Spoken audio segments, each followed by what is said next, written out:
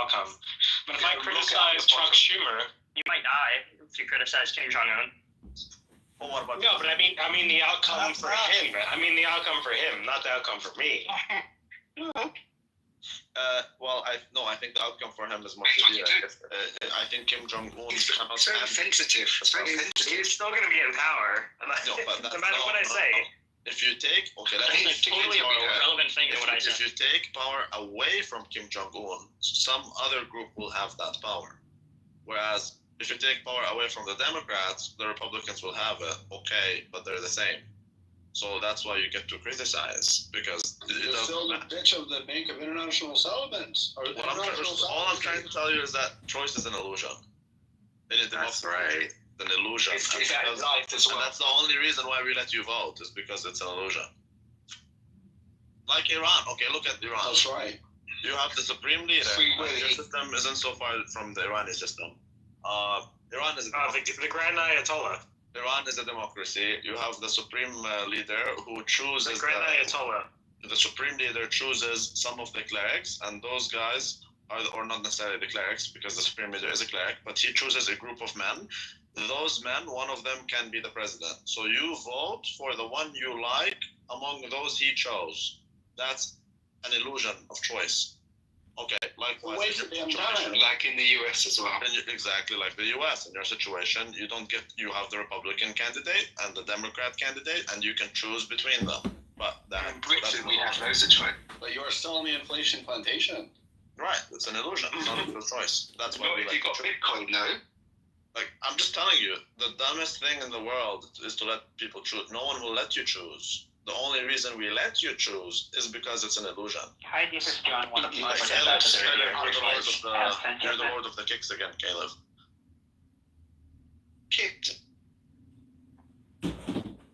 That's right. But yeah, so Kim Jong-un is not the same. Kim Jong-un is not the same. Xi Jinping is not the same. Russia is not the same. If you take power away from Putin, some other group will have it. That's why you cannot criticize. Right.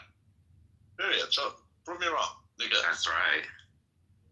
Well, Sweden's doing right, and everyone's very peaceful there. Okay, look at Canada. We just had our election.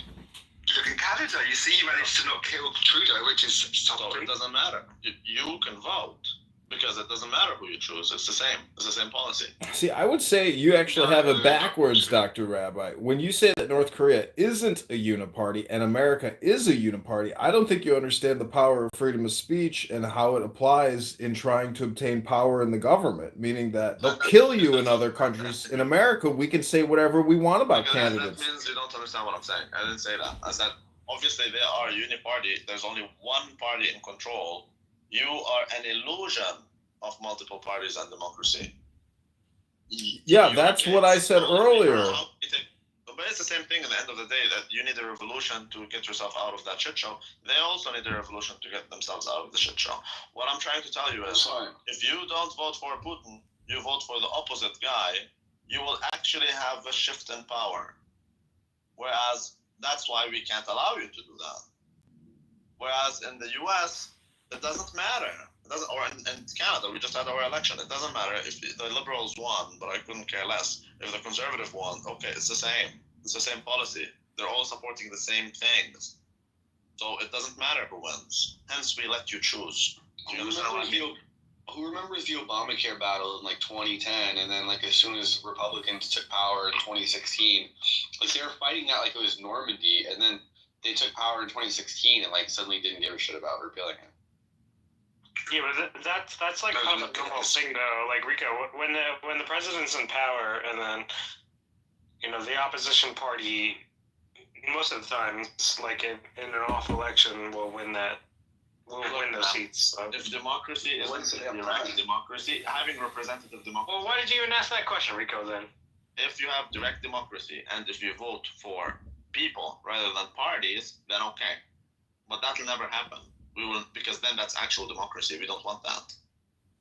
We want an illusion. Yeah. Also, like America isn't a democracy. We're a federal republic. Yeah, but you're falling to the delusion of the words Democrat Republican. I mean, those are just meaningless, I said federal Adjectives. Republic, not democratic. No, it's bigger than that. They're It's just bigger than that. differentiation Okay. words. So did you choose Trump for the nomination? Yeah, we voted the man, not the party. Okay, no, fuck Trump. Forget Trump. On the other side, I just like for example, well, you chose. Okay, but what about those who want Nikki Haley? What about those who want Marco Rubio? What about those who want it? So did you? See, Trump achieved critical mass. Trump. Okay, so but what if I And what happened at Nikki Haley rally? what There if was a bunch of fucking faggots at the Nikki Haley rally. there's a reason why you have two parties. I'm just saying, like it's kind of obvious. what? There's a reason why you have a two-party system. You don't have a proportional representation system, for example. Anyways, representation is retarded. The fact that you cannot vote for a man, you have to vote for a party. It doesn't matter. Okay, it's what? Kamala, Biden, Obama. It doesn't matter. It's the Democrat Party. It doesn't Don't forget AOC. Hey, fine, but that's No, but that's not the case. More and more people are splitting tickets, especially between more and more people are splitting tickets. They're voting one way, one party at the top, and they're voting other parties down ticket. Like it's not. You do vote for individuals. You don't vote for parties here, as opposed to like in other parliamentary systems. You don't vote for individuals. You vote literally. You vote for individuals that are backed by a party. But that's just a technical way. Yeah, but that's not an essential feature. That's just a technical how it's organized. It's exactly like how it's very technical in Iran. How the supreme leader, you can vote for a president that the supreme leader allows you to choose from. I thought you only vote for the president. They vote for the president of Iran. You don't vote for the the Ayatollahs. They always have the power, but you don't vote for the relevance. You can vote for a president, right? Okay, but they vote for a president also. They vote from a pool of. They vote for one of a selection of potential candidates. All these candidates are selected by the supreme leader. Likewise, you vote for a candidate among those who are selected by. Are you trying to explain English to us? What are you doing here, Dr. Rabbi? I'm just telling you that it's an illusion, nigga. That's what you choose. It's an illusion if you vote. If you can. I think it's more mixed. I think it's more mixed than that, actually. I think they're all primaries. There is such a thing as a political class who manipulates the system, and there is also a thing called actually free elections.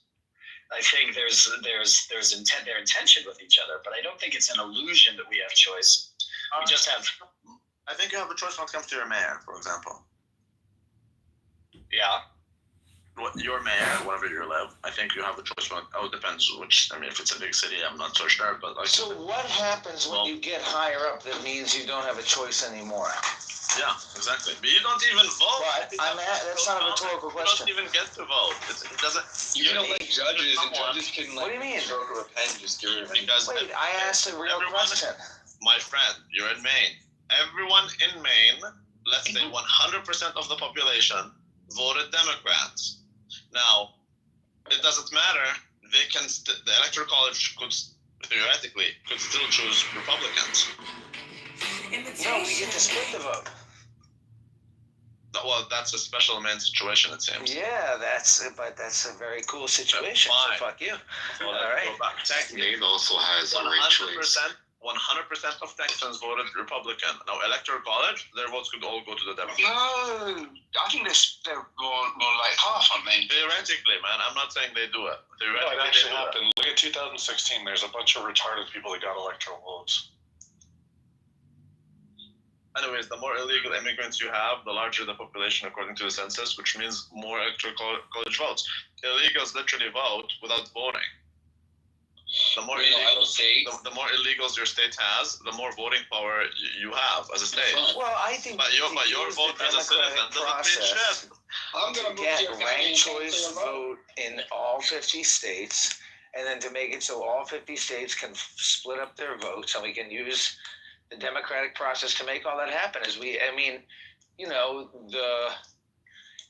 What democratic process? How do you know that your vote counts? How do you even know that? Do you trust? Well, hang on. I trust that my vote counts. I think that they kind of I get that. You trust that your vote counts. I know. If you halve the Kit Kat bar, I get to choose the first pick. I don't trust that the vote counts. I want a system where I don't need to trust and I can verify. That's right. Counts for what? Counts for what? Like I want a system where it's a self-auditing system. I would like blockchain voting. I don't want to get it's a system that audits Only if I get my name. It's a system that audits itself, and you can see it in real time. The one who gets most coins wins. I would like a system where it's direct voting. I don't need a representative. I vote for a man, not a party, and the one with the most coins wins. Yes. That is a democracy, but no one wants that because, A, it's not an illusion. The moment it becomes a real choice, we will take your choice away from you. That's what I'm telling you. It's retarded. Democracy is for stupid people and for poor people, by the way. Yeah, but it's protection on the negative. It's protection on the downside. You can't choose who gets in, but you can certainly keep bad people out by being able to stop them being in power for long. Oh, I'm not sure what you're saying. They're accountable, so you don't have unfettered power. Everybody in power. The whole democratic system is set up. Hold on a second, motherfucker. You're coming all the way from England. Look at Keir Starmer. Are you really going to talk about nigga, are you going to talk to me about accountability? Is that what you're going to do? He can probably do that. That's the only thing he can do. It's like a middle manager. I mean, but he's not going to be in for very long, is he? People won't vote him again. Come on, nigga. Yeah, you know that. He can't be. This is the whole good thing about democracy. Caleb ran away. Stop it happen. Rico, you're the new lord of the kicks. That's right. I thought I had to appoint people. Hey, Rico. No, you have too much power. Okay.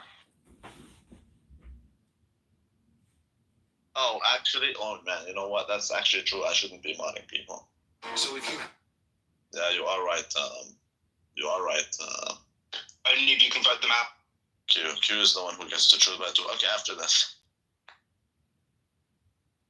Is that Q with the little Japanese things? Or?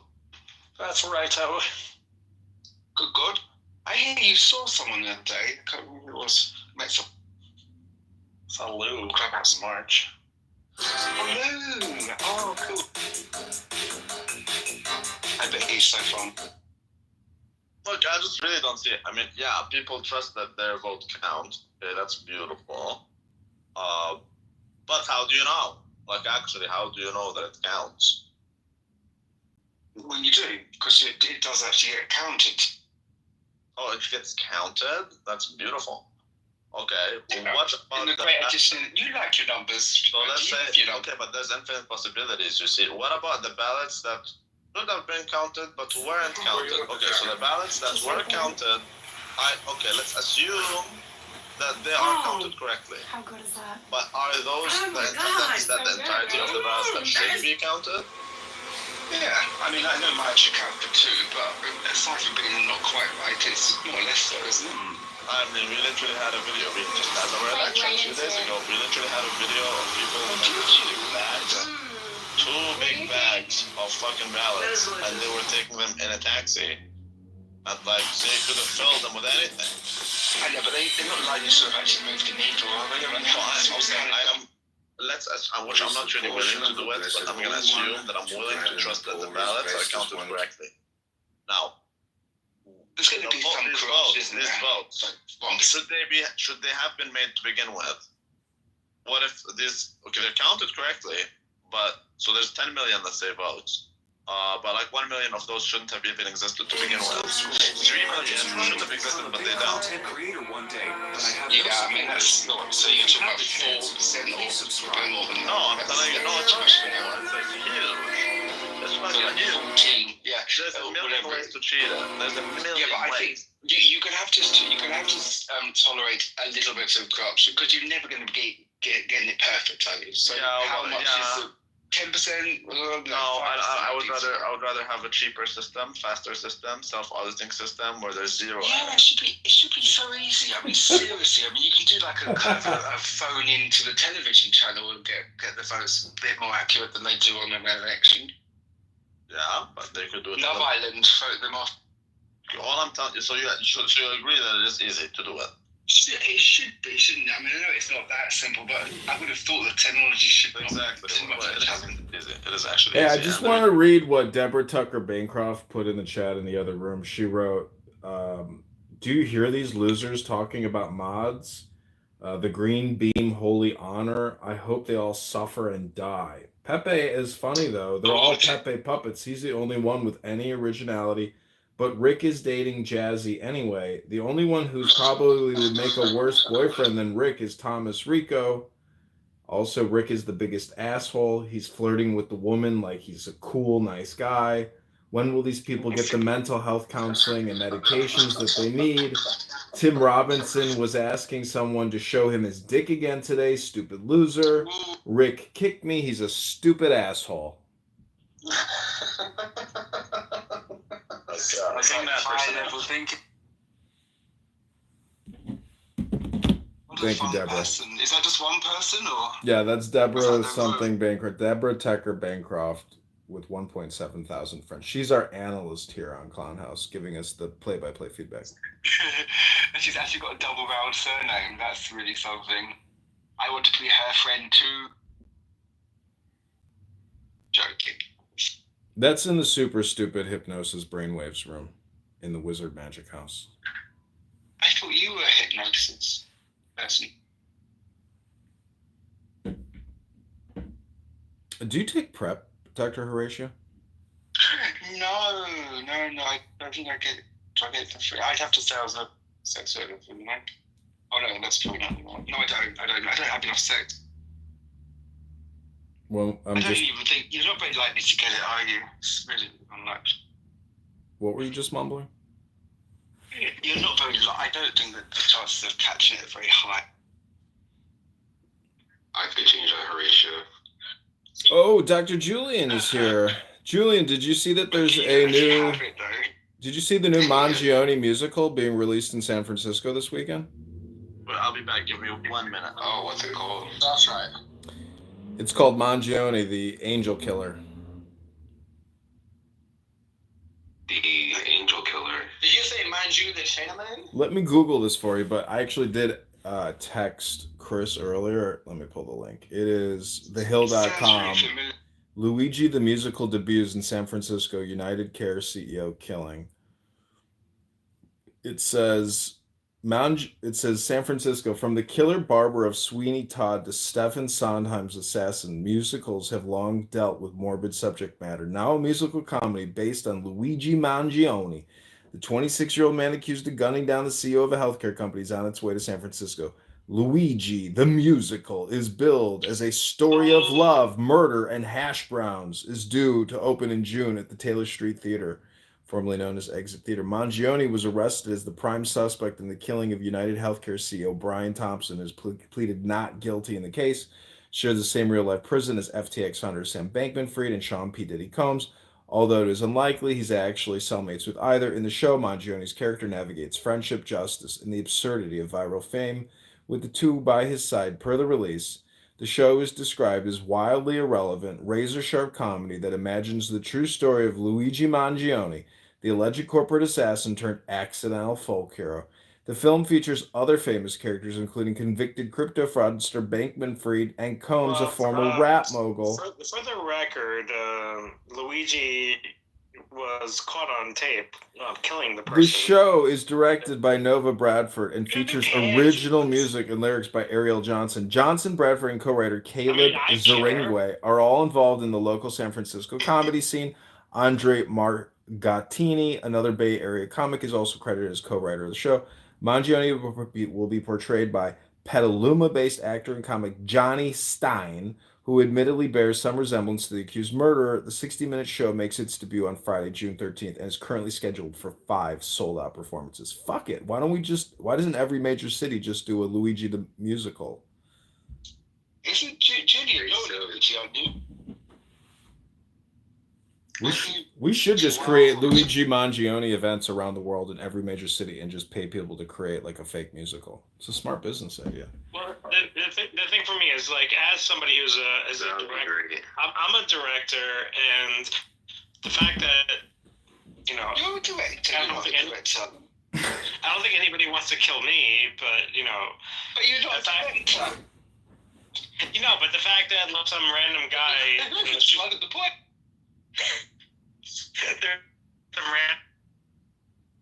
kill a director, that doesn't, I don't want that, because as a director, I don't want that. Well, you're not a CEO, so I don't think you have to be worried. Yeah, but I am a corporate executive. Speaking on behalf of every single professional person who ever does any. Yeah, as a corporate director, I don't want people coming after me. As a charter model. Well, David, I mean this in the nicest way possible. You're a CEO. You're not a CEO, so I don't think you have anything to be worried about. Well, I am a CTO. That doesn't count? The geeky one. You never get murdered. Nobody will care. Sorry, no, Jim. But, about this musical, I think it's kind of ironic that they have, like, P. Diddy and fucking Sam Bankman-Friedman, too. I wonder how that's gonna go. I've never actually seen a train go that fast, or with those many cars over a bridge like that. It's wild. Anyway. It's wild. That's my opinion. I'm angry. Hero from the hood. Stand the woman. Baby oil. I love Pinelli. Bjorn. I think I have underwear by you. I love Pinelli.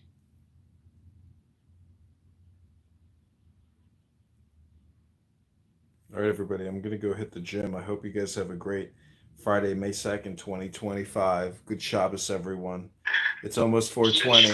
Smoke it if you got it. And then go hit the gym. Reboinoin, shaloinoin. Reboinoin, shaloinoin. Master of the universe. That's amazing.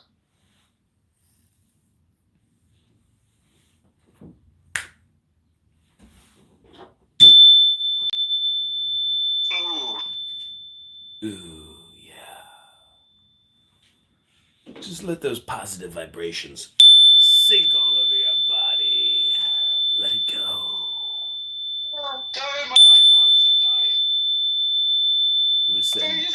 We're charging your batteries through a new frequency vibration.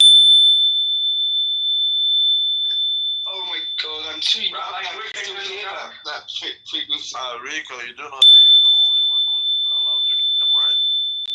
That's right. Go for the kick. Go for the kick. That's right.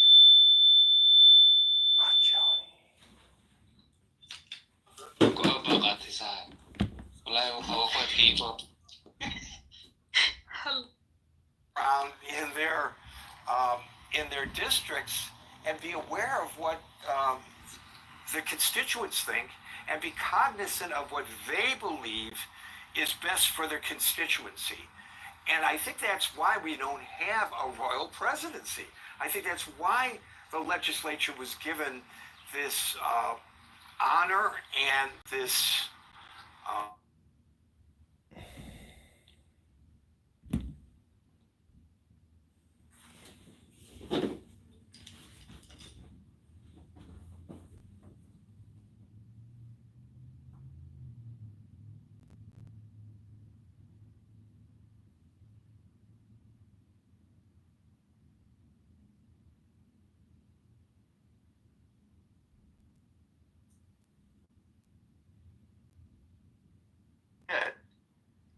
why can't we get the same thing?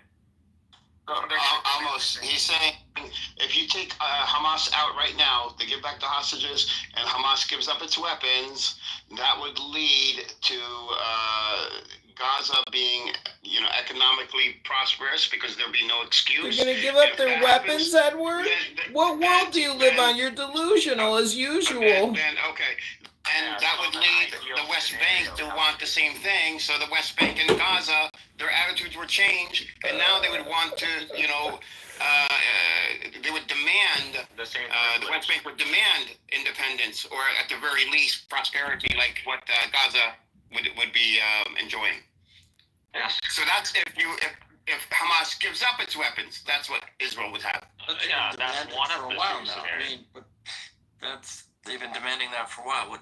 How does that change? A worse scenario is allowing the PA to come take over and rule over in Gaza. That's even a worst case scenario because that's unifying the political. Okay, so and then so to negate all the both of these scenarios, Israel would have to occupy Gaza, and that's also a horrible scenario because now you're still going to have a hostile Palestinian population in Gaza that you're going to have to interact with. You're going back in time to the first Intifada time period. That's what's going to happen, and this time it's going to be much worse. And you need Hamas to facilitate this for Israel. So is the Israeli government really interested in getting rid of Hamas? Have they shown that they're interested in getting back the hostages? Obviously, they haven't. If they killed a third of the hostages, they could have gotten them back at any time. They haven't because they know the end of the war would mean reconstruction, and that's bad for Israel. That's bad for this Israeli government. I find myself agree with you. That it is a mistake, and I think most of the people think it's a mistake to go inside Gaza, and it is absolutely a mistake. Yeah, and that's make me pessimistic because there are very few that Smotrich and Ben-Gvir represent in the coalition, that no one of them know what's happened the day after, who take control of Gaza, who gives the food, the water, the medicine. It will be, now the army have to do it. Almost. The army will not do it. With what they're talking about now, there's been hints of, and everybody's quiet about it, of a ceasefire. And let's say the hostages are all returned, okay? And then Israel occupies Gaza still afterwards, I'm sure Hamas would not, that would be against whatever agreement that Hamas would sign. But let's say they did. Let's say Israel, okay, gets the hostages back. Ben-Gvir, Smotrich get what they want. Israel goes into Gaza. Then what do you have? A protracted resistance war where you have IDF soldiers being killed and injured on a daily basis, and the Israeli public knows this. And do you think the Israeli public is going to be willing to send their children, their family members, to a war in Gaza when there is no reason to? The hostages are not there anymore, and there's supposed to be a ceasefire agreement in place. I don't think that's going to happen. The worst thing about the occupation of Gaza, if you occupy Gaza, you're now responsible for rebuilding Gaza. So now you, by international law, by the UN, will now be responsible for rebuilding Gaza. So now this is all that infrastructure that Israel destroyed is now it's their responsibility to rebuild, and they're gonna have to figure out where to get those billions of dollars from. And maybe they can coordinate with a lot of these countries and get it, sure, maybe. But nevertheless, they still have to facilitate the rebuilding of Gaza. And you could keep the Philadelphia corridor, by the way. It doesn't mean anything to Gaza. That's just for show, to fool the Israeli people to thinking that somehow Israel has some sort of strategic advantage by holding on to the Philadelphia corridor, which they won't, by the way, because Egypt won't let them. But there's no strategic value in that. Do you really believe that Israel will pay for rebuilding of Gaza? Do you also they would have to. If Israel occupies Gaza by international law, they have to provide for the people. They have to. The responsibility of the people would belong, and Gaza would belong to Israel. So you actually believe that this is a possibility? Okay. Well, if Israel wants to occupy Gaza, it has to. But that's the law. Occupy it and do what? Like sit and watch them? The difference is that maybe Smotrich and Benker want to occupy Gaza, but the difference is that the minute the Hamas will give, and the Hamas will, in the end, give up, because Israel will control on the land. The Hamas will be there, and the hostages will start dying there. And the Hamas will, in the end, understand that they must release and give up with their weapons. They tried this almost in 2005. Hamas is not good. They're all gonna die, and they're gonna take all the hostages with them. That's the worst case scenario when it comes down to the hostages. Maybe. I gave you the ideal case scenario. God comes with his angels and he pulls out. It might be. I don't believe. I don't believe the Hamas sent his children to die, but I don't believe the leaders want to die. Thanks. They will stay. Amos, let me. I'm sorry to burst your bubble. There are no leaders left. Tell me. Sonic, learn to listen. Learn also to listen. Speak, but learn to listen. How many leaders you think the Hamas have down there, the Chanaz? How many leaders? What do you mean by leaders? Political leaders? Under the ground, they're not political. Political, they're all dead for the most part. We can agree on that one, right?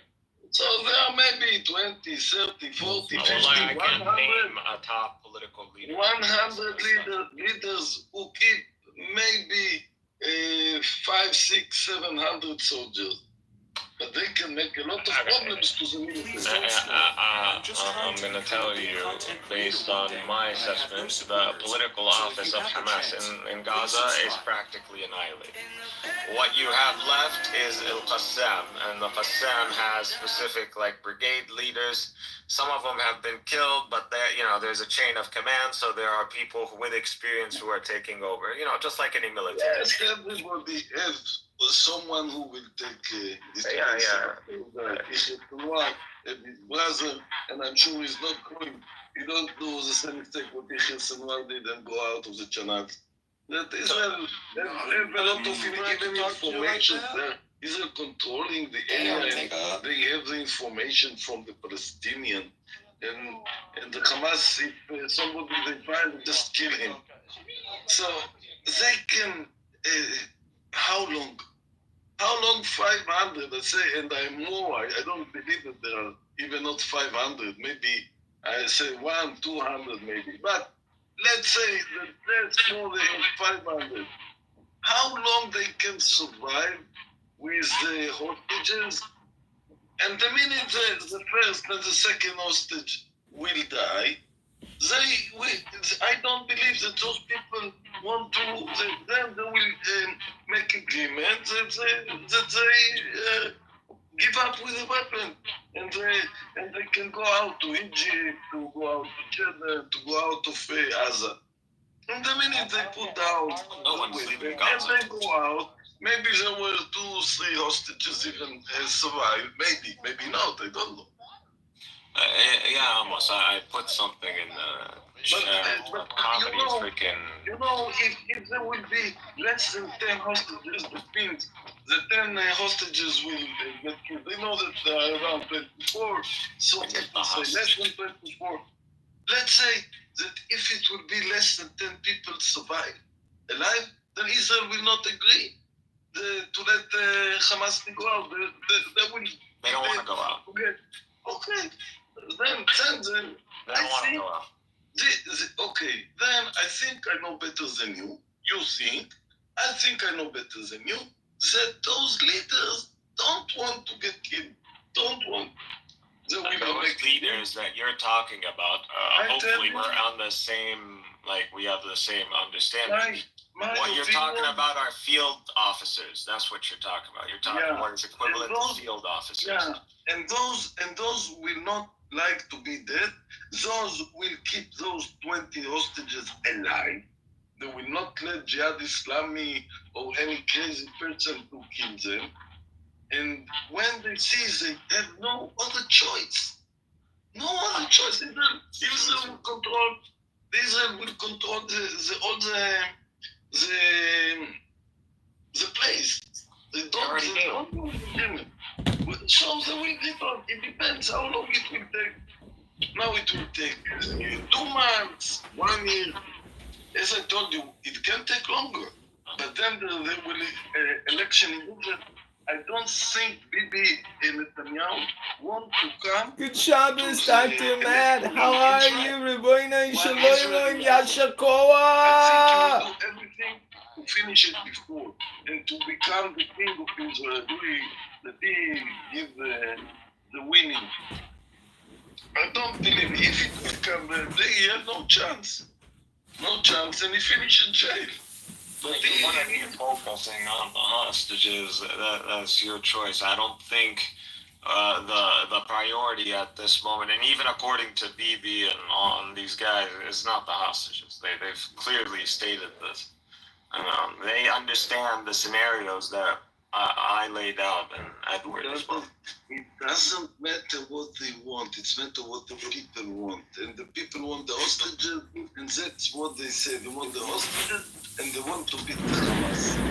And the Hamas will not give up till now. The Hamas feel very sure down there in the Channel. Well, Hamas is willing to sign a long-term peace agreement with, or ceasefire agreement with Israel. So Hamas is not really the issue. I think Netanyahu wants to make it the main issue, but it really isn't. But they give conditions that they stay controlling the Gaza, and Israel cannot agree that the Hamas stay controlling Gaza. I think No. That is not what the Israelis are demanding, nor is Hamas demanding control over Gaza. They're willing to set up a temporary transitional government or a committee or a technocratic, government or semi-government. Yes, in the end, it will Hamas is willing. No, immediately. They're willing to set this up. Oh, come on, stop lying. With Amos, don't lie. The Hamas don't willing to give up the weapon. I'm coming at you, but there you go. You just said it. Thank you. So Israel's demand is that, Hamas surrenders its weapons and its manufacturing. That's the demand. Yeah. So there you go. Okay. Now we're talking. That's different than surrendering power over Gaza. Surrendering the government, Hamas has agreed to do this. Okay, but asking Hamas almost to surrender their weapons. We all know what happened with the Palestinians in Lebanon after they made an agreement with Israel, the PLO, to leave Lebanon. What happened? They massacred Palestinians, right? You talk about Sabo Veshatila. Yes. No, this is what happened when they gave up their weapons. When the PLO left, this is what happened. When you talk to Amos, you have to say the truth. The truth that Yasser Arafat with his people left Lebanon. First. Second, instead of Veshatila, the question, make massacre. It's true. Nobody denied that in Saba Veshatila was a massacre, but it was not connected with the Palestinian in Beirut. The Palestinian in Beirut with Yasser Arafat left to Tunis. That's not. That's my right. No, that's what I'm saying is when they left. So PLO had an agreement with Israel that they can leave, peacefully. They would not be attacked. Yes. They left, but as soon as they left, they went in and massacred Palestinians. Yes. So same thing here. If Hamas puts down their weapons, what's going to happen to the Palestinians in Gaza? Who massacred Palestinians? Is it a matter of Israel? We don't need to talk about When? Sabah Shatila? Ariel Sharon, with the help of the Christian militias, they went in, they massacred the Palestinians. But we don't have to go. We don't have to get into all this. No. Who did the massacring again? Who did the massacring? Danny, I just told you. I don't know why you get stuck on the Maronites. Was it Israelis? Was it Israelis that did the massacring, as you said, or no? Wait. So Israel. Edward said something else. Edward said that we massacred. That allowed the window to happen. We allowed it. Okay, we allowed it. Israel surrounded the camps. Israel's the Who did the massacre? Who did the? Yeah. We also allowed 7th of October. Daniel. We also allowed 7th of October. Israel is the one. We allowed 7th of October, right? And Israel is the one that allowed those Maronites in. And the ones who did it? Who did it? Israel has taken responsibility. ability, Daniel, already. Yeah. I'm just Ariel Sharon was demoted. I'm just asking. I'm just asking who did the massacre. Forgetting. I'm just asking who did the massacring. Very simple question. Who did the massacre? Who did the killing? That question. We already answered that. Okay, I just wanted to correct Edward. No, you can go on. Yeah, but who's the one who gave them the window? Who was surrounded? So we wanted to move on. Okay, so what else? Okay, so who did the massacring? The one who did the massacring? The entry of Israel. No, because he said they did this and they said they did this and then they massacred them. Who massacred? Who did the massacre? Sharon. Who did the massacre? He went to the camp. Yeah. He went up to the camps specifically. Yeah. They're Palestinian, and surrounded them and allowed the Christian Maronites to come in. And while the Christian Maronites, yes, and what did the Christian Maronites do, Daniel? And what did the Christian Maronites do? Don't repeat yourself. What did the Christian Maronites do? Okay, can you mute up, please? We already. I don't know how many times. So we know that Ariel Sharon was demoted. Yes. He got in trouble. Hold on. He's already at the climax. He stopped at the climax. What did the Christian Maronites do? What do you mean? What? Like, finish the story. Okay. What did they do? You're separating Ariel Sharon or the IDF from the massacre. You can't do that. Why can't you? Why do you need to dance around? The Ammonites entered the camps that were surrounded by Israeli forces. Israel allowed them to enter, and they're don't go back. They already passed it. Yes. Okay, so we're not. Yes. They entered and they committed the massacre. Yes. Oh, got it. Okay, thank you.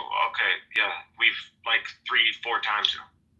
No, I don't actually said that they massacred, but now we understand someone else. Okay, you can go on if you remember where we were. Well, again, responsibility. Listen, if you know the reality, why the manipulation? Like no manipulation. You understand? There's no manipulation. Yeah, when you say they massacred and they didn't do it, it's kind of like okay, it's not a manipulation. I was being generous. Okay, it's a lie. I sent a mercenary to your house, Daniel, and the mercenary butchers. Hold on, but did they send? Hold on. Did they send them? Did they tell them go and massacre them? They facilitated their. Did they hire them? Did they ask them? Did they didn't have to let them enter. Oh, we didn't have to let them enter. That is very much different than hiring a hate man, but fine. Pretty much the same thing. I mean, what did you expect was going to happen? Why would you allow them in? Because the Christian Maronites are what, like barbaric? Why would they just slaughter people? Because they've already been doing it. Oh, so then maybe they have a problem? Like Lebanese civil war, no? You know, Edward and Cynic are the biggest liars on their apps. They're just a bunch of frauds. Are you always like a shit talker? Like this guy records. You're a scammer, Cynic, and you're a liar, Edward. You're a fake Palestinian. You're both fake Palestinians. You're not even indigenous to the land. You're just a bunch of fakes. Liar! Fakes! You don't believe in coexistence! You think Hamas should survive and continue the war? Lay down your weapons and be in peace! You're just a bunch of scam artists! Okay, again, you're just anonymous, not saying anything. Can you tell us where the lie is? Show me that you have an IQ that is, above room temperature. Yes, because I wanted everybody to be able to join. No. Leave it like this, that we can, if Comedy open his mouth without putting down. I'm just saying, good Shabbos. You're going to waste your Shabbos listening to these two morons. But you're going to waste your Sabbath. No, I'm not going to waste it. I'm going for a nice walk in the park. Good God. You guys need to do an intervention with this guy, seriously. Yeah, I don't know necessarily where we have to do the whole Lebanon thing. No, we don't. I get, Benny. I get your point, Edward. But I don't care. I don't think Hamas is the worst thing.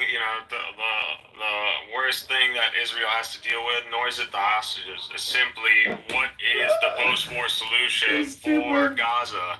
And I already and I know this guy's flooding the comments because he can't help himself.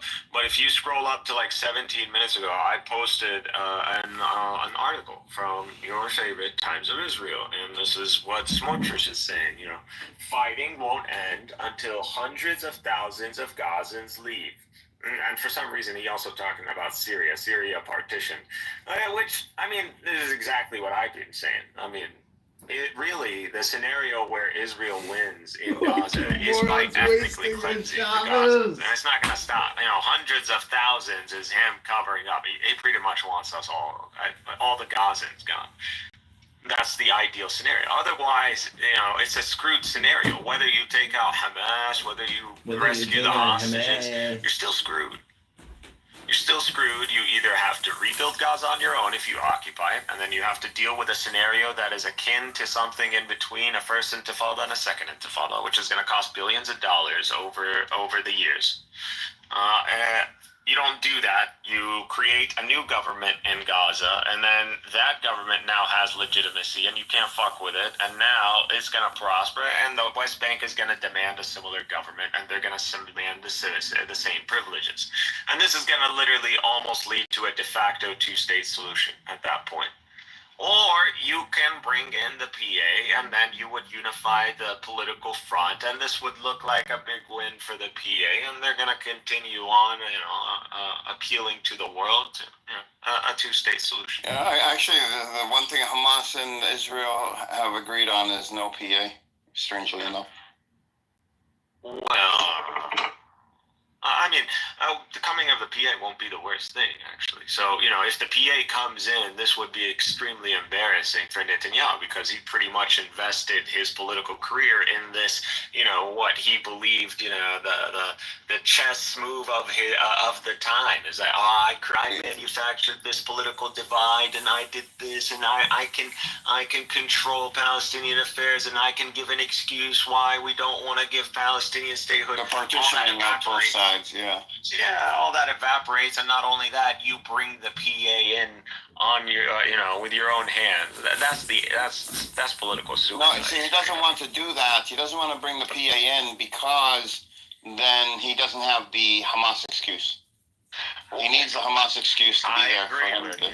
Well, actually, the scenario that is ideal is actually that Israel goes back to before October 7th, and actually allows that system to go in, where you actually manage to find much of the Hamas infrastructure that is manufacturing the weapons and dismantle that, and you'll have a Hamas that is back to like the early 2000s, and you would just reset the clock. And, yeah, that would be the actual ideal, like, if Israel is committed, if they're smart.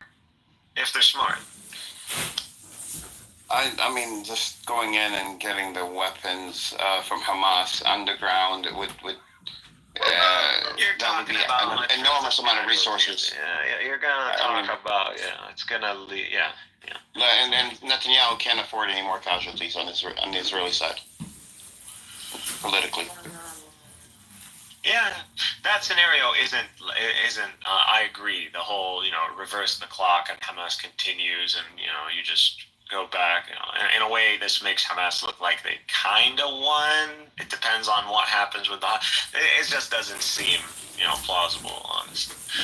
But really, you know, long term, if Israel seeks to win, like actually get a strategic victory, they need to ethnically cleanse the Gaza. There's no way, really. There's no solution. I mean, there are people who are more pessimistic than me. Benny Adam actually believes they're going to genocide 2 million people, or almost 2 million people in Gaza. So, and Be Free, actually, for some reason, believes this. I don't believe this is. No, I don't think so. That's going to take a lot to do. That's still a lot of resources. Not to sound,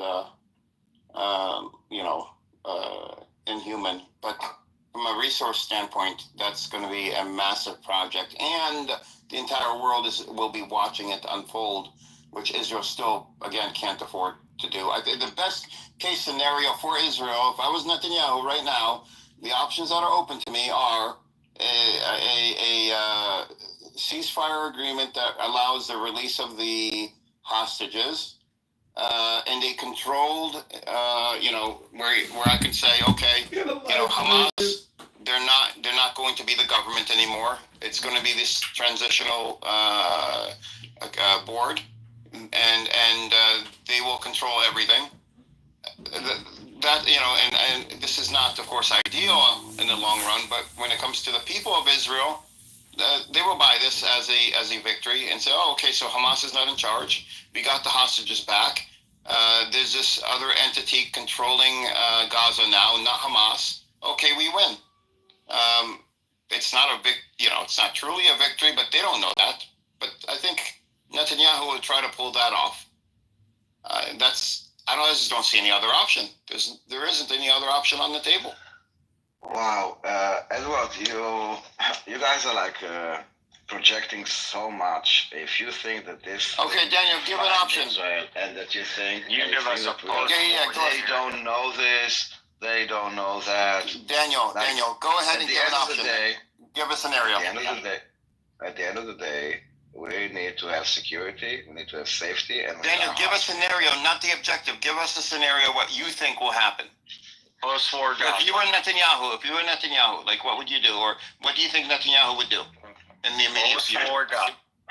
I don't know what will happen because unlike you, I'm not a prophet. We're not prophets. We analyzed every scenario that's possible. Can you come up with a different scenario?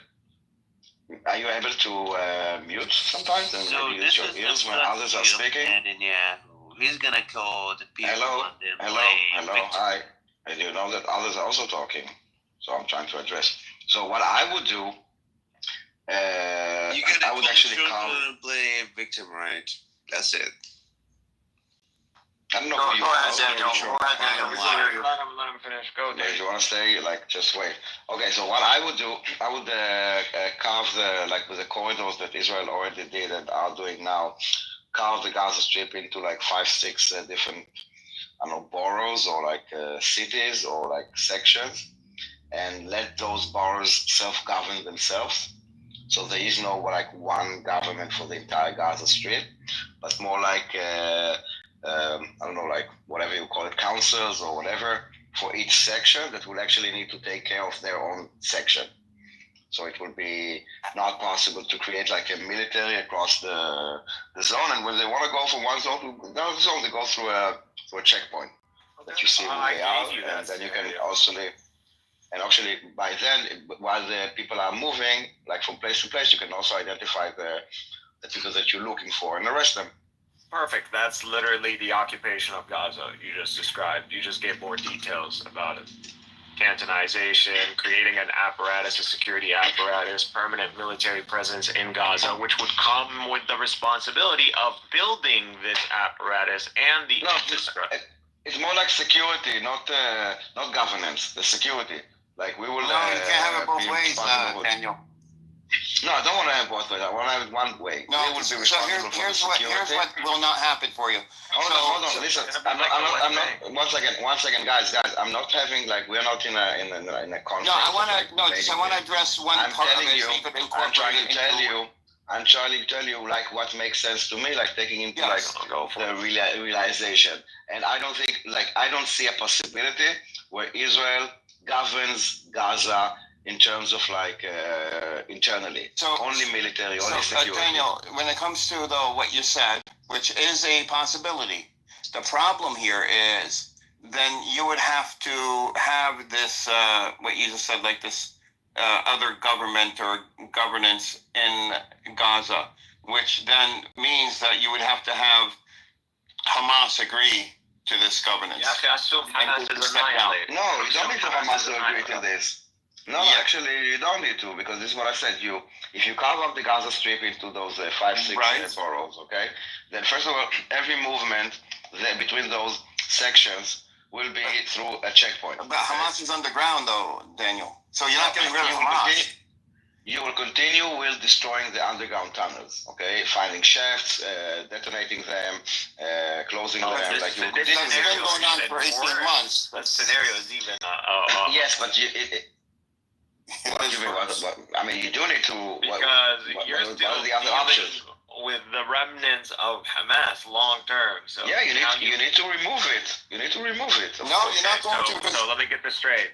To establish this scenario, which I agree. I mean, I thought that. I mean, this should translate from the occupation of Gaza. This should be understood already. Cantonization of Gaza. But anyways, Israel would have to, one, occupy Gaza. Two, build the infrastructure to allow this apparatus to exist. So the checkpoints, this section. Yeah, they're already there. Most of them are already there. That's fine. They would need to invest more into it. You mean the corridor is there? The corridor. Yeah, I'm talking about. Separate all of it. All of Gaza. I'm talking about. The corridors with the checkpoints, with the machinery to identify places. What you're doing then is giving Hamas and the resistance more credibility, because now it's a true occupation in terms of boots on the ground and cantonization of Gaza. So you're actually strengthening the resistance, not weakening it. At the end, this is like what I would do in order to, like, maybe they will have like more like narrative, whatever. But on the ground, I will be able to have a better control over like the Gaza Strip, not in terms of like managing the population, but just like, yes, as I said, security-wise, dividing it with the checkpoints. And by the way, you would have to establish these small governing bodies over each of these sections, and pretty much they would gain legitimacy through you and pretty much their contact through the outside world and entering and exiting would be Israel. So Israel not really, would because be responsible for them. Okay, so in Gaza, there are like in the different cities, there are like also different chamulot, like big families that are like. I understand. Kind of like, and we're talking about like, take a few of those chamulot that already are, acceptable and kind of with this specific location within Gaza, and they will govern themselves. They will take care of their own people, of their own chamulot, of their own family, for food, for education, for whatever, like infrastructure, whatever they needed. Oh, what are they gonna make that out of thin air? What do you mean? No, they will be able to get like aid and whatever from whoever gonna fund it. Oh, there you go. What are you talking about? You're literally the one on the ground, and you're the one who's going to be between the aid, and the outside world, and Gaza. These ailat that you're talking about. So what's the question? Bodies. Yeah. So we are doing the border. Then you're responsible for building. No, let's say you go through the airport, okay, and you have like this tax thing that you like, how do you call it, the customs, okay? They can tell you, okay, you can go, you cannot go, but they are not responsible to bring the stuff or to like, you can bring the wine, and they will tell you, okay, this is like 4 liters. Daniel. You cannot bring it in, not allowed. If you're going to occupy, then you're responsible for rebuilding Gaza. The world is going to say, you have to pay for it. If you're going to occupy, you have to pay for it. You can't separate it. I will give you an example, okay? For example, in the West Bank, they have 3 different sections. One that is totally like security and governance is by the Palestinian. One is governance and security by Israel, and one that is half-half, meaning security is by Israel, but governance is by the PA. So the same concept in a way, but just in Gaza, meaning that we are responsible for like in the you're missing one point, Daniel. The West Bank doesn't have to be rebuilt. Gaza does. So yeah, I'm saying, but who's going to rebuild it? Okay, that's a good question. You are right. Gaza needs to be rebuilt, and we are managing security, building like all this stuff is not part of our responsibility. It's part of the administrative whatever body. Okay, not the security. We are not going to manage. Relying on you. You're going to have to fund them to establish themselves. Fund them? No, we don't need to fund them. This is again, you're missing. You are missing the part about self-governance. The Palestinians will self-govern themselves. No, not us. We will not govern over them. I understand that you want us to govern you, but this is not an option for us. You need to govern yourselves. Saying it, because you are talking about a permanent IDF presence in Gaza that supervises the transportation of movement of people. Yes. Okay, so yes, but why? Israel was yes, of what? Yes, you are correct. You are correct. Cynic, the presence. You are correct, but cynic, you are correct. We can say that this thing is not allowed, or to ask for like, why is this for? Yes, that is correct, but it doesn't mean that we need to bring the stuff. I'm not sure why we see this relation between us controlling the government. Hold on, let me just finish it because we are stuck on this point. Your voice is hold on, Edward. The fact that we are controlling the border, okay, and saying what can go in and what cannot go in, there is no link that says that we are also the one that needs to bring whatever we need to bring. That is something that you are making, but it's not realistic. No, you destroyed Gaza, so you would have to rebuild it if you're occupying. That is a different point. Yeah, that is a cute point. He agreed on that one. But again, so I'm now the governing body in Gaza. I'm like the representative of I'm your contact. Just like how in the PA there's a contact. So I'm your contact now. I need certain building material or I need certain goods. I'm gonna hit you up. And you are gonna be the contact to the outside world, and you're gonna No. Okay, so that means I have direct connection to the outside world. Yes, you just need my approval. So let me get this straight. You're creating another PA. No, I'm saying, listen. You now wanna order some stuff to build some stuff, okay? Let's say you ask permission. You say, okay, I need those dual use products for this use, okay? Like, and then you say, okay, we allow it. Hold on, we allow it. And then we say, okay, you go and you order it. You order it, you buy it, you pay it, you get it, you build it. And then you send confirmation to us here. I did what I said I would do with the money. And then we continue. Oh, okay. And what's the problem? Okay, that's pretty much let's just make one thing clear. Look. Why? You do whatever you want to do. Build whatever you want to build. Agree with this. Let's make one thing clear. The Israelis have zero interest in governing or having anything to do with the government of Palestine. They want the Palestinians to govern themselves. They might help with a transitional government, but the eventual goal is again for them to have their own state. It's the dream of the two-state solution.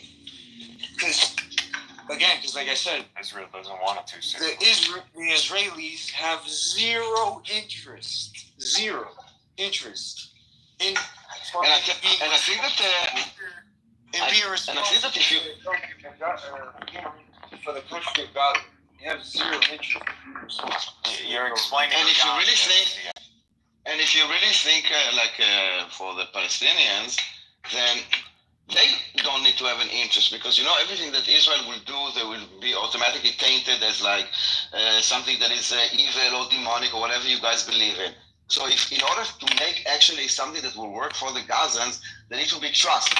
There is no trust between them and us. Okay. Yeah. So for us to be involved in the government of Gaza it's a recipe for a disaster. The only way that it can work for the Palestinians if they will actually govern themselves. Disaster.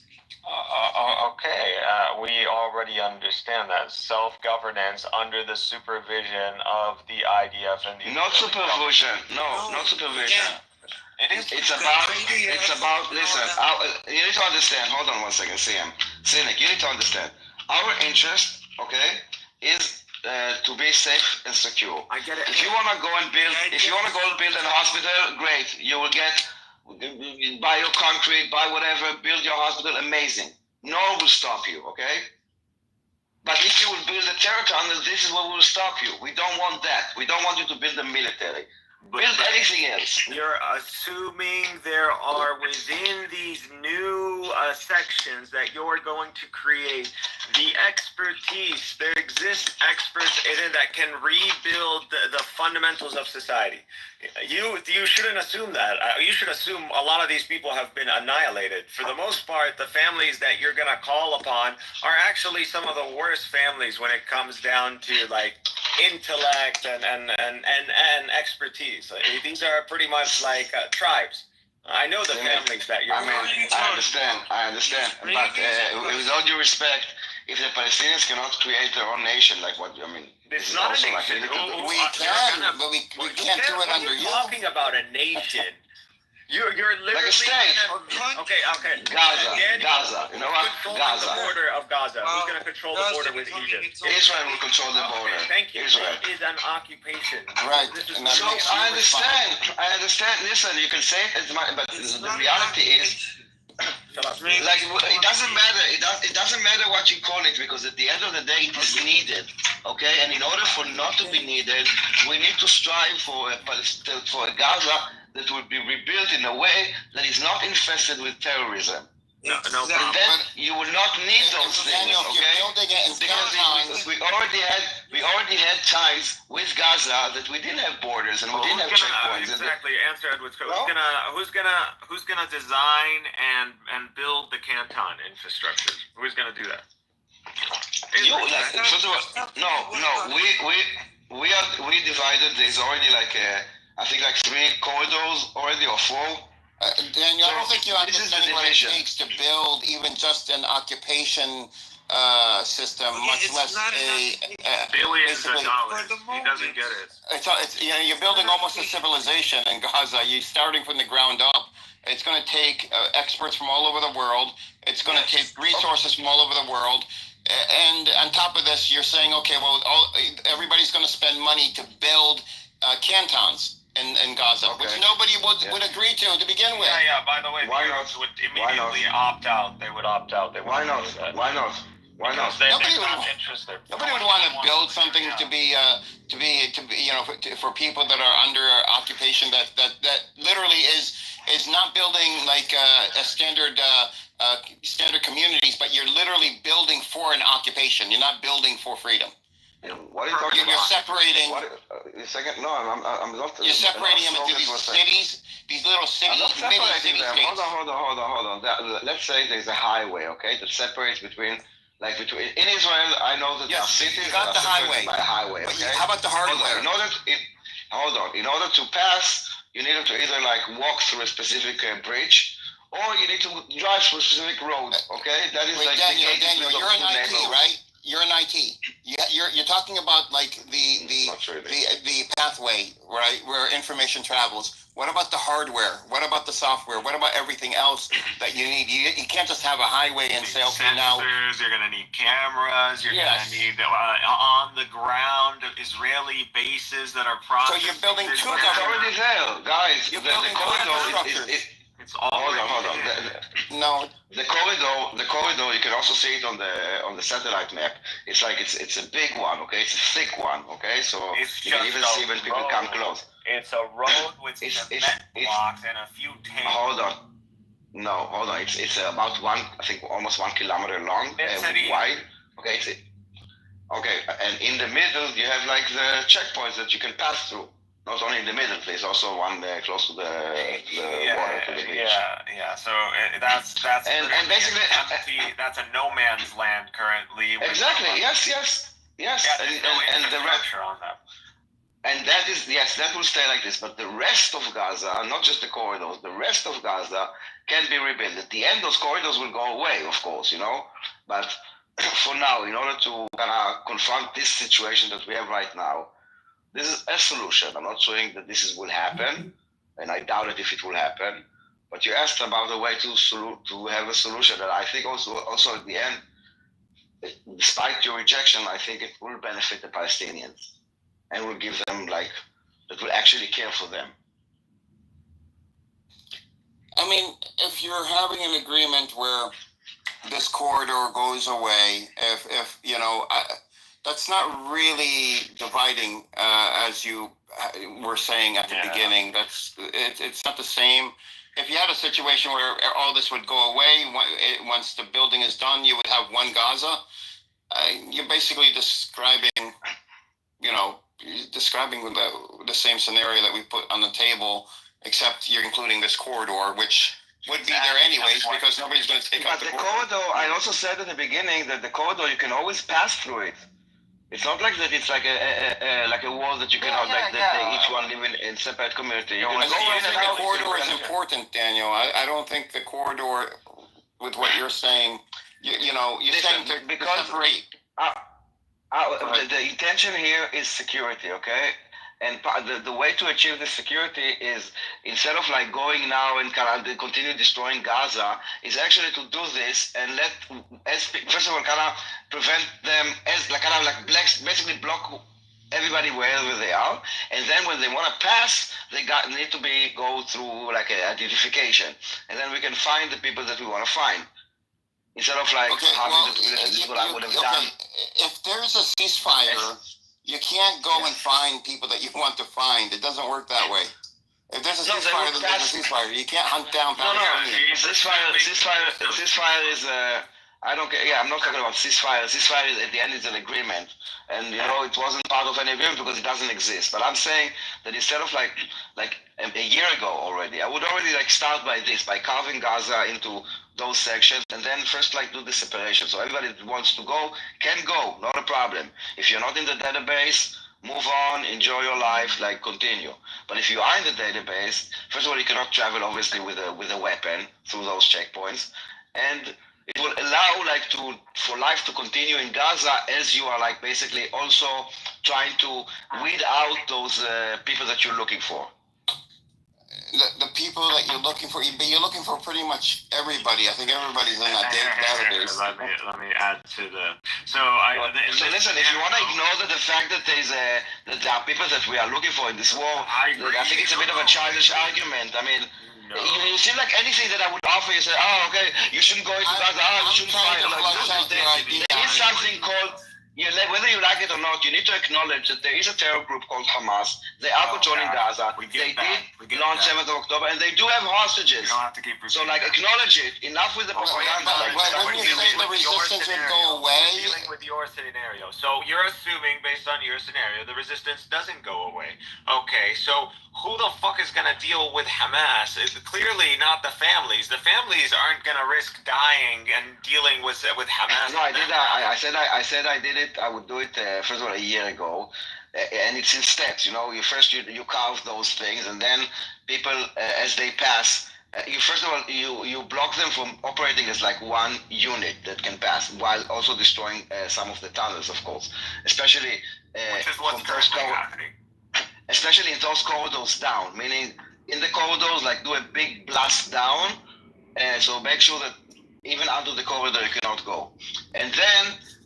For a while, just to kind of see what that causes. First of all, anyone that passes will have to be identified, and we can also maybe look for those that are not passing. I don't know, but it will also harm Hamas in the way they form as a one unit, from passing ammunition, from passing soldiers, from whatever, and even people that were like stuck and want to go back to their family, and they are Hamas, then they will have to either. Make a choice. Either they pass through a checkpoint, they might be caught, or not. Not necessarily. So again, you are going to have to deal with the scenario, assuming this can, Israel has to occupy Gaza, Hamas shifts to more underground, and now. What do you mean occupy Gaza? Because it's already occupied Gaza, okay? In Gaza. I'm going to stop. No, but because we have to be very specific. I think Daniel's saying it's not seen as an occupation because I'm saying it's very important, okay? Because again, nuances are important if you want to be honest. Israeli. Can I speak? So no, it's not accurate enough because the Israeli soldiers will not be roaming around inside those sections. Okay, they will stay on the perimeter, around. Okay, not inside. Operations whenever needed. They will be on basically the parts that will be occupied are parts that no people live in. The areas where people live in are not occupied militarily by us. Yes, which is going to be mainly. And also the security inside is not governed by us. It will be internal security, like police. Okay. Can I ask a question here to Daniel? So, are you saying that Israel will be there in Gaza, and as Gaza is rebuilt, Israel will gradually leave Gaza? Is this what you're saying? I'm saying that yes. Once we see that that rebuilding, and they kind of invest in the right things for society, which is not to militarize the strip. And we see that that's fine. yes, of course. Now, can I then say this? So, okay, given what you're saying, and then of course you want to get rid of Hamas too, right? The resistance. So, wouldn't building Gaza and having a prosperous Gaza and a prosperous, which will eventually happen if you're rebuilding Gaza, a prosperous West Bank, wouldn't this nullify the resistance to begin with? Because what are they resisting against at the end of the day? So you would think so, yes, but we understood that. Wouldn't this be more efficient than? Hold on, unfortunately, as I'm trying to answer you, you would hope so, you would think so, but unfortunately, we know that it's not true because we. How do you know? It was attempted, and it was attempted, and what we understood is that the ideology of Hamas is not based on like luxury or money or convenience. It's not about this. It's way deeper than that. You cannot buy them off. You said it was attempted before. When First of all, the life in Gaza for people that are like some people is very good. Some people it's very not good, okay? But for some people it's really, really good. They have like how do you call it? For the vast majority of Gazans, was life good when you were there? Nah, they're poor as shit. No, I've never heard that life was good in about the Gazans. Yes, the big families, they usually have some wealth, and yeah, you could maybe even like in the $1 million. Yeah, and you will have like bakeries like with like boutiques. But that's more in property. Like boutique places and like nice hotels and like how do you call it, parks and with nice spas and pools and then Gaza would be free. And the thing is that, and hold on, let me please. No, but Daniel, Gaza's free. Please let me answer. And if you also look at the number of people that got permit to work in Israel, which they get way more money, over the years and over the month, it keeps on growing. And I think like a week or two before 7th of October, there was even a discussion of doubling the number of permission, because again, the belief was that if their life would be good, then, as you said, they will have no reason to resist, yada, yada, yada. What we do learn is that the ideology here is way stronger than this. And this concept of that, the right of return, which is something that they teach in Gaza for everyone, and about we Daniel, come back you have the wrong idea. Haifa and Akko and all that. You have the wrong idea when it comes to prosperity. And you can see, in fact, that they were willing to destroy Gaza for this. Dude, I mean, Daniel, prosperity to Gazans, to Palestinians, is not being able to work in Israel or have boutiques or anything like that. It's self-determination, having our own land. Exactly. But that's never happened. That's never happened. You need to do it yourself. The entire concept of self-determination is the self-determination part. So not we need to self-determine you. It's if there is self-determination, Daniel, then that nullifies the resistance, because the resistance is there for self-determination. To bring us self-determination. Yes, it is. No, that is not correct. Edward, the resistance, which you call, which is Hamas, and they are very open about it. And this is what they teach. They teach about the right of return to Israel.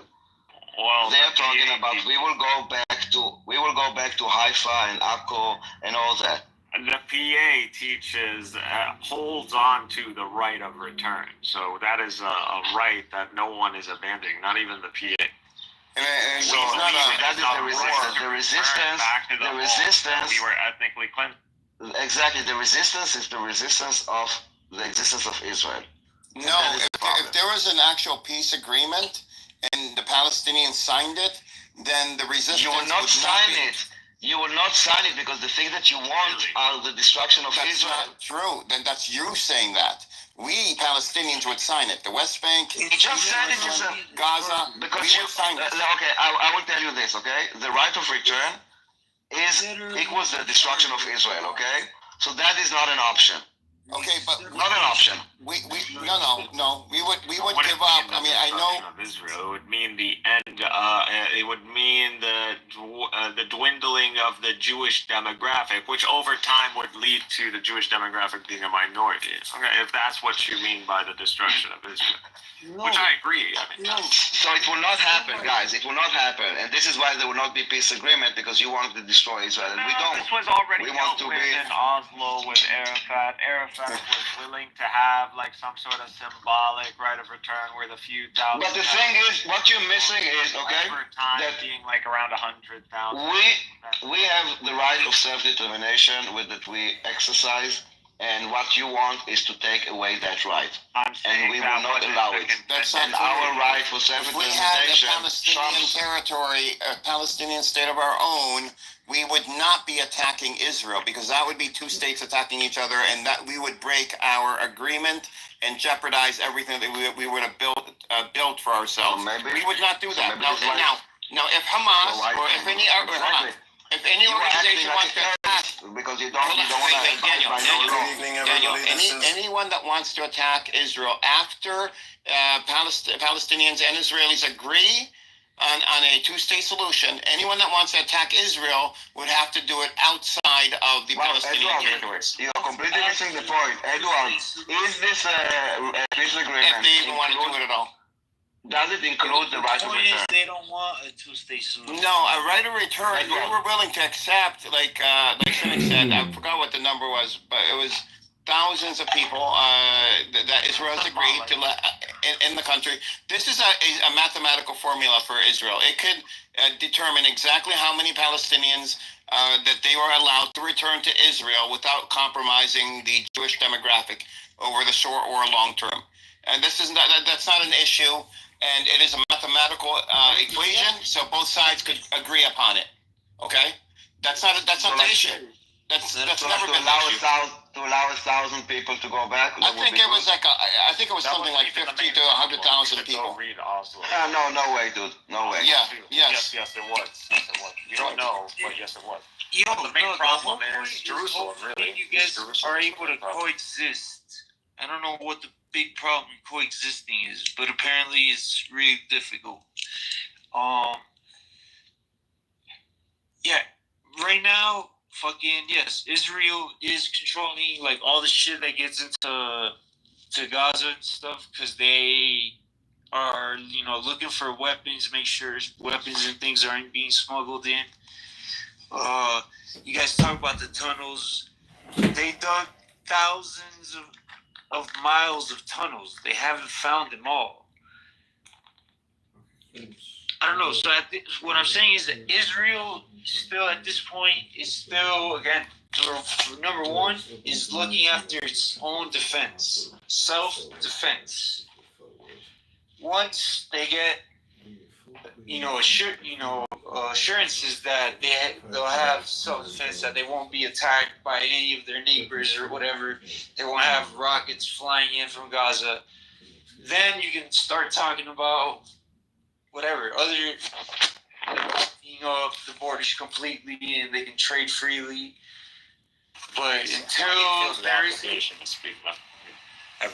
isn't a threat, while there's a threat, it's gonna be too difficult to do that at the moment. Amazing. Yeah, the main problem is that we're not willing to give up East Jerusalem. We can work with the right of return. But there's a worse right of return, Daniel, than the one that you're actually worried about. There's the one where all the millions of Palestinians outside of the territories return back to the territories.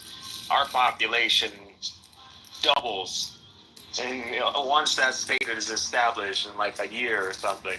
So there you go. That's your demographic threat. That's why Israel will never allow Palestinians. It's not a demographic. It's not a demographic. It's not a demographic threat. Hold on. It's not a demographic threat. Cynic. It's not a demographic threat. You want us. Hold on, CM. It's not a demographic threat. It's about you want to invade us, and that we agree to this. So hell to the no. demographic threat. No, that's not a demographic threat. That's an invasion, dude. That's an invasion. You want to invade our country, and we say no. I'm talking about a Palestinian state where Palestinians from all around the world return back to this state. To your Palestinian state, in your state, you do whatever you want, dude. Yeah, but you're not getting it, are you? You're not getting it. So think long term, David. Daniel, think long term. Now all these Palestinians are now in the West Bank. They're gonna want to expand their cities. They're probably gonna want to build infrastructure. Over time. These settlements and these Palestinian territories are practically meshed into one. You have peace, assuming now you have long-term peace. All these Arab Israelis, these Palestinians are going to want to pretty much, interchangeably, go through the territories and Israel. Like they're just gonna cross in. They're probably gonna live within the territory. They're gonna cross out. It's gonna be freedom of movement. Not only that, you are going to see Jews who want to live in Judea and Samaria. So you're going to want to see Jews who are going to appeal to the Palestinian state. Okay, but you're not getting it still. Long term. And shut up, Siam, let me freaking finish. Now, not only that, we're assuming peace in the region. So now you're going to see a lot of these borders and trade and Arabs moving in and out. Long term, long term, this means Arabization. This means y'all start speaking Arabic. And this means our population... No. Let me finish, Siam. Let me finish. Why would we speak Arabic? This means a higher rate of growth for the Arab Israelis themselves, because they're going to be able to marry from within the Palestinian territories. Okay, they're also going to be doing that. Organically, it happens organic. Yes, organically over time, we will shift the demographics. But again, Cynic, over time, other things could change, You're talking about a very far future. And in a way, we will find a way to preserve the self-determination of Jews. I cannot tell you how right now, because what you're talking about is very much in the future. You would have to sacrifice between democracy and the Jewish state, which is the worst case scenario. You don't want to reach that critical point to begin with. You're talking about hundreds of years from now, okay? Not talking about hundreds of years for now, Daniel. Actually, if you look at the demographics currently on the ground, you see almost a 50-50 between the Arabs and the Jews. Yeah, but what we're talking about, what you were talking about this peace in the Middle East situation.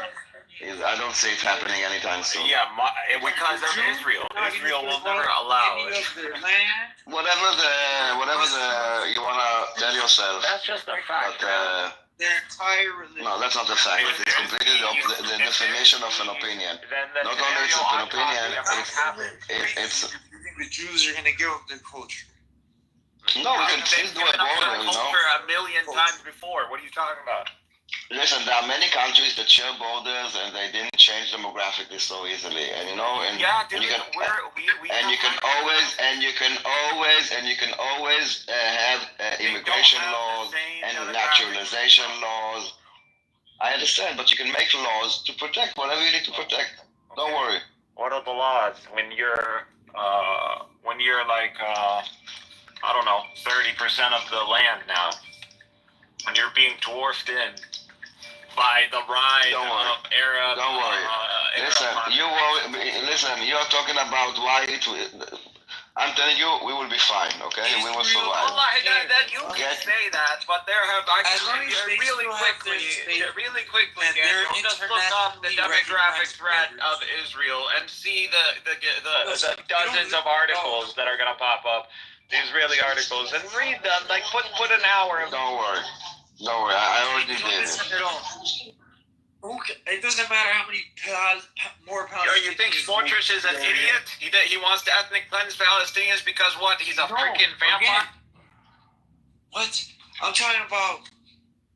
It doesn't matter if more Palestinians. You don't know who Fortress is. The current the current internationally recognized borders of Israel are not going to change. The Israelis are going to fight to keep their national sovereignty or whatever, and they're going to keep their customs and traditions. They're not going to stop reading Torah. Like they're reading the Torah. What the hell do you know? Half these guys are gay. What are you talking about? Reading the Torah. Thanks for sharing, Stan. Appreciate it. No, I'm just saying the Jews aren't going anywhere. And Jews, they don't have to go anywhere. They're going to get dwarfed by more successful, higher producing, faster producing demographic, and a predominant culture. If they have if somehow Palestine becomes like the next fucking UAE and builds Burj Khalifas and dwarfs Israel won't care. As long as one, there's no fucking threat of that's what you think. That's what you think. And two, as long as again they don't invade, they don't impede. You don't need to invade. There's peace now. There's peace now. No, exactly. Shut up and learn something. DM, go do some They want peace. A fifth of the Israeli population is Arab, you dummy. A fifth of them. Now imagine there's a Palestinian state. Imagine there's a Palestinian state. For them, there is no Palestinian state. There is no Israel. For the Arab Israelis, it's going to be one state dream, La La Land. They're going to be going back and forth. They're going to have the best of both worlds. That demographic is going to have privileges and advantages over even the Palestinian Arabs and the Israelis, Jews. That demographic is going to skyrocket. That's for one. Now, the Arab population in Palestine... Even then, that's great. As long as... No, that's not great. That's not great. What is Israel, CM? What is Israel? There's no talk. What is Israel fundamentally? Hey, dummy. Answer the question. What is Israel fundamentally? What is Israel? What is the purpose of Israel? Israel's the state of the Jewish people, bro. Jewish people. So how can it be a Jewish state if the Jews are a minority? That's up to the country. Why do you think the ethnic cleansing of Palestinians happened in 47? They don't want to have a fucking completely ethnocentric society. They are already an ethnocentric society. Meaning like everybody's fucking Jewish. Meaning they prefer a more multicultural civil population. Because from a multicultural population, everybody benefits. So no, they don't want that. None of that will be a problem. That would be a problem. It would lead to the Jews becoming a minority in the land. No, man. Again, as long as they're left alone and left to practice their worst thing that could happen. The Jews don't proselytize. This guy thinks these guys worried about religion. Israel's a secular state, bro. Exactly. They don't proselytize. They're not trying to convert anybody to Judaism. That's irrelevant. I don't care. Who cares? What do you mean? So this is what I'm saying. As long as they're left alone. Left alone. We're talking about a scenario they're left alone. We're talking about that scenario. See, left to practice, and again, and there's no talk about... Dude, you just keep talking about peace. All you're describing is Jewish permanent peace, long-term peace, if we can achieve that. And where there is now, even fuck it, there's no Palestinian state. Assume there's no Palestinian state. So, there is long-term peace. There is. Dude, I don't know. It doesn't matter. It literally doesn't matter. So, I assume there's long-term peace. There's relatively freedom of transportation. There, territories are prospering. No more war. You're opened up to the Arab world. Now, instead of all these Jews going to the UAE, you have a bunch of Arabs from all over the Arab world coming into Israel. You have a fifth of the population that is Arab Israeli. You have the Palestinian territories booming. Shut up, CM. You currently have almost 50-50 is Jewish Arab ratio currently in the land from the river to the sea. Now you're talking about a scenario where things just get much better for the Arabs. Who do you think that demographic advantage is going to swing for long term?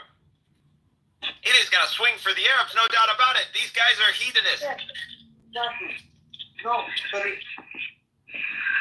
there are also many Jews, religious And Jews I got money. I'm gonna have kids. I'm gonna have 4 wives, bro. There are also Jewish people who have many kids. With the fucking yeah, and those are bad for Israel as well. That's a threat to Israel. After the Arab demographic threat, those guys are the second big threat to Israel. They all want the same thing. Yes, peace. We got it, Sian. How many times are you going to repeat yourself? Then again, there's Actually, no Israel doesn't You are prioritize also peace. repeating yourself. And there will be no Because this guy, I have to respond to this guy. As long as But I know it's again, impossible to there's teach peace, Siam like anything. you're saying, as long as there's peace, there's yes, okay. So the Arabs will make up the higher percentage of the population. So naturally, during elections, they have a better chance of getting their leaders elected. No, bro. Now it's an Arab state. Welcome to Israel, the Arab state. But as long as you're talking about in the far future where there's absolute peace, and even these Arab leaders who are being elected have no conception of absolute peace. The instructions of the Jewish people and no interest in coexisting, their interests align with their own country that they're in, where the Jews live. And the Jews are not prohibited from practicing their religion. They're not even trying to convert anybody. Then again, as you said it, as long as there's peace, and again, the interests coincide, there won't be a big problem. Yes, there would be, and I'm not. You're done repeating yourself. There, peace, and okay, you're assuming they want peace, and everybody wants peace. Great, you don't need to repeat it for the 4th time. You're the one that kept saying that, so I was going along with you. Yes, I'm saying peace is in the advantage of the Arabs and the Arab demographic. Peace is not in the advantage of Israel and the Jewish demographic. Why so? Because peace brings stability and prosperity to the Arabs. And that security and prosperity to the Arabs means a